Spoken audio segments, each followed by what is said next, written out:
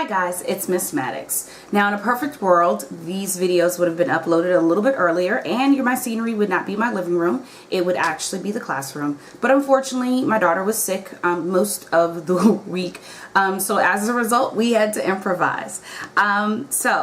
First thing I wanted to talk about is this whole flipping the classroom concept. So basic idea is that in a traditional classroom, what happens is that your teacher comes in, they lecture for the majority of the class. They give you a few practice problems to work on in class. The majority of the practice problems you do at home. And then some of them increase in difficulty. And then you come back the next day and you start a new lesson and you start the whole process all over again. And that situation has some advantages, but there are also some disadvantages that I'd like to fix. And given that we don't have a textbook for this course, it is to our advantage to make sure that I have as much content as possible for you to review at home, thus flipping the classroom.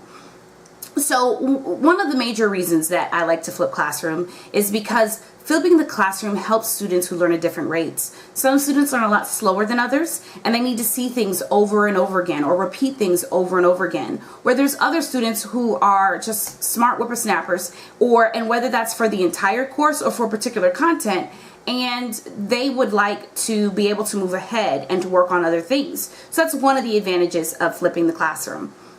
The second advantage is that when you have a traditional classroom and the teacher sends you home with those practice problems, if you have any difficulty with those practice problems, you're kind of stuck. You either don't do your homework, or you try to figure it out for a friend, or you just copy all that work down. But either way you go, when you come back in the next day, there isn't a whole lot of time to ask other questions. And the third advantage is absent students. Now, not all students are absent because they did something wrong. Some of you are absent because you're legitimately sick, or you have to attend a funeral, or you have a field trip for another class, or you're involved with performing arts, or the athletics department, or even the WISP program, which tends to take a lot of field trips. Either way you go, when you're absent, you shouldn't be penalized. We should have a way to help you get caught up on the basic information.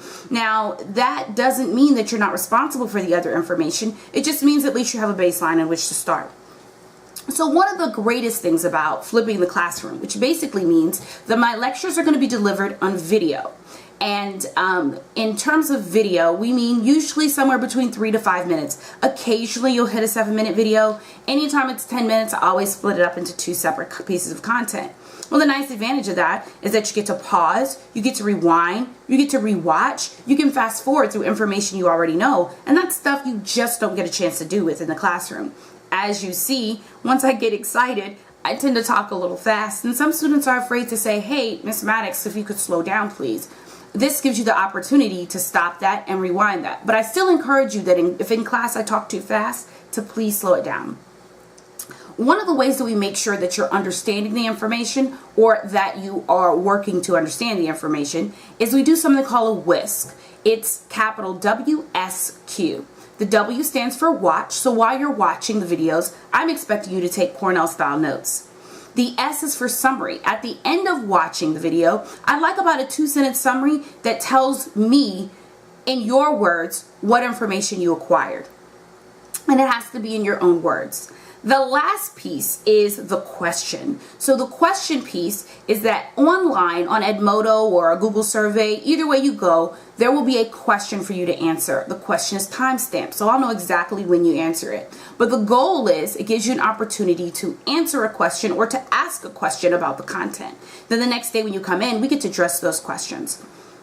You are not expected to master all of the material just by watching this video. That's what I'm here for. I will still be teaching you in class. But what the video does is it lays a basic groundwork. It lays a foundation, if you will, to go over some of the basic terms that will be used, definitions, things of that nature that we now can incorporate into the rest of the classroom, even examples.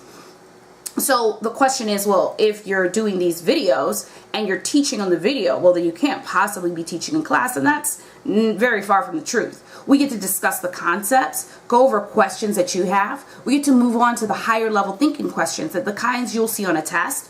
We also get to do more hands-on activities. So I'm really excited about flipping the classroom at Wilson High School. I did it at Gwynn Park and it was a great success. Students loved it, whether they were A students because they could move forward, they were very active students because they could plan their time, or where they were special education students. They just needed to hear things again and again. And even regular students need to review some concepts again. Students loved it because it was a great review for a test. So I'm excited. I'm excited and encouraged, and can't wait to start flipping with you. See you soon.